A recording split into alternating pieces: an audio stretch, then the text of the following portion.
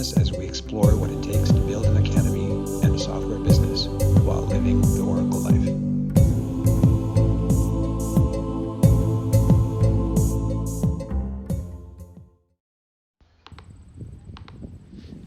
Hey guys, Lee here again. Welcome back to OracleLife, another episode, number 12.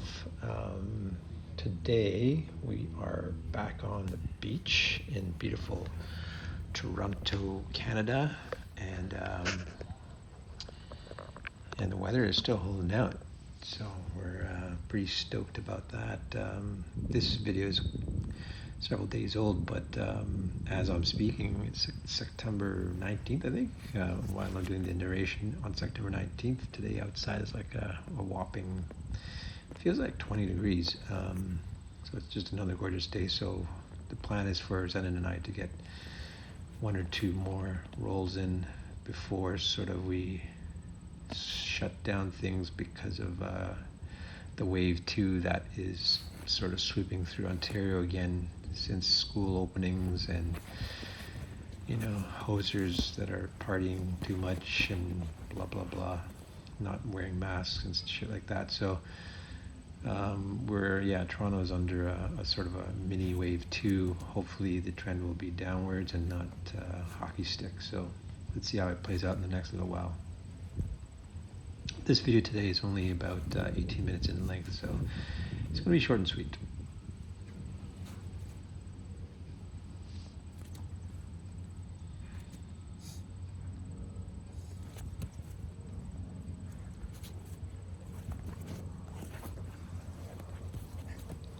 There you see is the classic Torreando leg drag to side control. Sorry, I had to do a bit of an edit there. I changed the camera settings, took a break and reset camera angles. But yeah, that was a Torreando to guard pass to side control. It's one of the drills that I do in warm-ups. If you're one of my students, you recognize that easily. We do that in our warm-ups, and we drill it.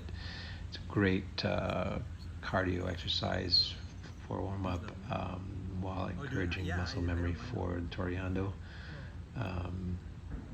And yeah, I mean, when you do those things, muscle memories are a real thing. It really does work. Even as I did that one Torreando, as you saw, it just felt really good. It felt very natural.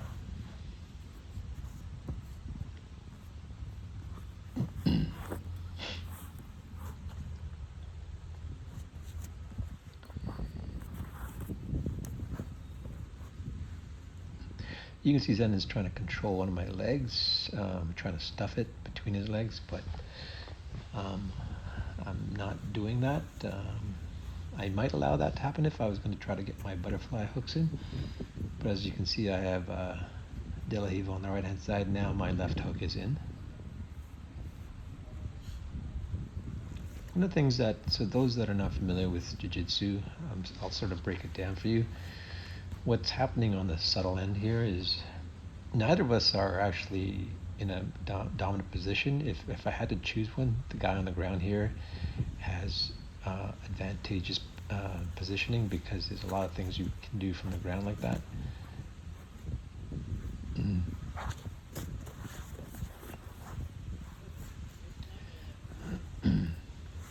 But yeah, what was happening was that Zenon was watching his base. So just be mindful of watch the space between his, let's call it his belly and my belly. If you picture a basketball, that space between our bellies is very key. It's how you manage that space. So, and when you want to manage it. So depending on if you're attacking or establishing base, that space there is key. And the moment that space gets penetrated, as it were, or made vulnerable, you're going to be opening yourself up to attacks, having your base, your center of gravity thrown off, and then all kinds of bad stuff can ensue. So I'll try to give you more examples of what I'm talking about. it's a very subtle thing.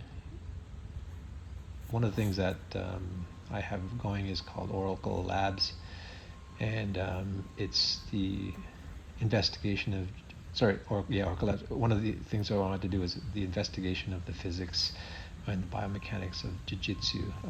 So it's one of my to-dos on my to-do list. So if you're out there and if you have some technical knowledge, education of biophysics, or even just physics, I'd love to run some simulations from a force and vectors approach to see, what jiu-jitsu looks like analytically from a physics perspective. And it would help it would help explain some of the things I'm talking about. So for example here, the space between us that I was mentioning to you, the basketball, is completely gone, and that's something that Zenon wants if he wants to establish a dominant top game.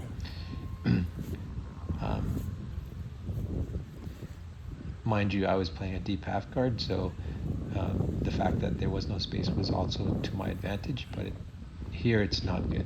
So basically I've lost my deep half, and now Zenon just pretty much has a side control. So this is not good for me because I don't have much to work with.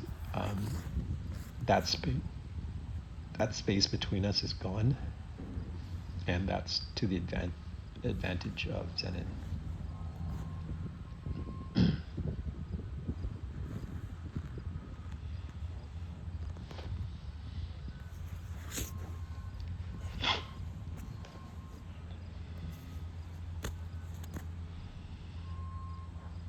See, Zenon's left ankle has now pinned my left bicep. It's not very comfortable for me. In fact, it's painful, and it can leave quite a bit of bruising if you let it continue to happen. So, and surprisingly, once you get it, it's very hard to get out of it. It's like a staple. So if you don't want it to happen to you, don't let it happen in the first place. Like once it's in, it's hard to get out of. So be mindful of that, and don't let it happen. So with Zenon stapling my left hand, it's hard to, you can see I'm trying to get out, but short of shrimping right out, I'm sort of not, going to extreme measures right now. I'm trying to let this thing play out naturally versus doing any sort of explosive movements. Meanwhile, Zenon is trying to work on my right arm for a Kimura, but I've sort of hit it behind my right thigh / groin. And Zenon has got a figure 4 grip, which is a very powerful grip on my right arm. But with my arm tucked in, it's pretty hard to break it out unless you got super strong arms, which Zenon does. He's really developed his physical strength a lot. So if I just give him 1 inch, I could be in trouble. Here I pulled my arm out and then tucked it inside, so it's kind of safe from him at this point.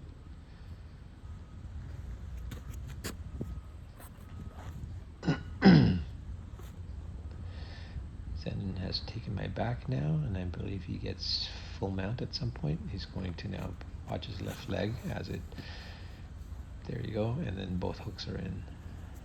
Now he's at risk of falling over, and he knows it, so he repositions himself and gets higher up on my back.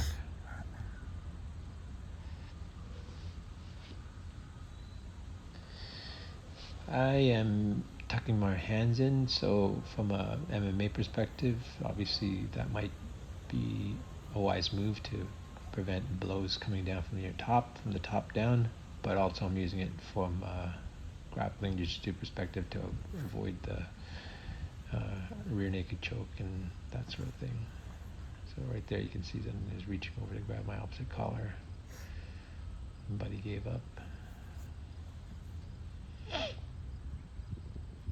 If you're ever in this position, there's not a lot of options for you at this point other than to avoid getting choked out. The hooks that are in, see there, I'm trying to break it out. The hooks that are in really prevent you from doing a lot there. So I got one of the hooks out and did a front Granby roll out of it.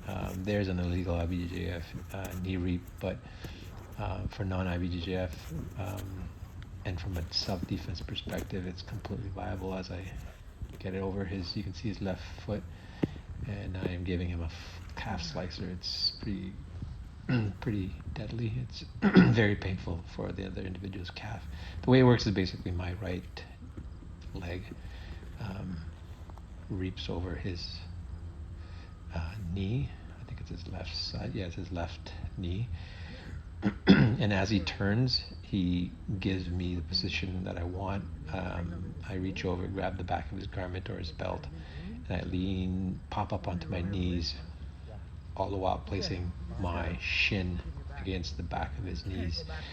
And as I lean forward, it's kind of like a walnut cracker effect, nut cracker, where then the nut is your shin, and of course your shin is not going to break. It's one of your biggest bones, and it's very sharp. And any Muay Thai guy will attest to if you've ever been kicked. But as you bear down on the individual, that nutcracker position puts an extreme amount of pressure on one's knees and joints. You could conceivably blow out a knee, but even before you get there, it's very, very painful for the other individual. And you saw the tap out. But again, IBJJF rules, that's illegal. But from a self-defense, non-IBJJF rule, it's perfectly fine. I think it's perfectly safe from the perspective of execution. There are definitely some rules within the IBJJF that you want to employ so that you're not injuring yourself. But there you saw I got a butterfly sweep. The knee reap is one of the ones that most people have opinions that it doesn't really do much for anybody.